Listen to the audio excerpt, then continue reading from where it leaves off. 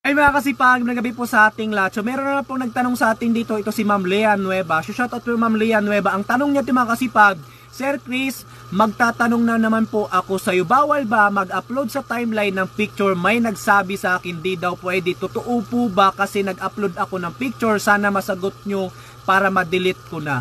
So yun mga kasipag, no, ang tanong sa atin ni Ma'am Lea Nueva, bawal daw mag-upload ng picture sa ating timeline. Sino na naman yan nagkalat na content creator na mga ganyan, kawawa talaga yung mga viewers nito at mga baguhan mga kasipag, mas magaling pa sila kay Facebook.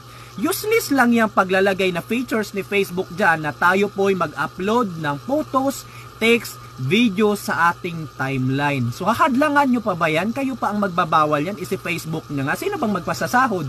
Di ba si Facebook mga kasipag, ito mga content creator nagkakalat ng mga bawal na ganyan, Alam nyo po ba na mas maganda mag-active tayo na mag-upload din po tayo ng photos, text para ma-update po natin yung mga viewers natin, para malaman din po yung kaganapan, o pwede po tayong mag-upload ng photos para ating sa personal life, para magkaroon ng care din po ang ating mga viewers. Ito sa Reels video tsaka sa same ads video, iba po ang usapan dyan. Monetization for ads mga kasipag, dito sa ating timeline ng mga photos, text para ma-update lang po ang mga viewers. Yun lang po mga kasipag, sana po nakatulong at share nyo na po ating video na to at follow na rin po. Maraming salamat.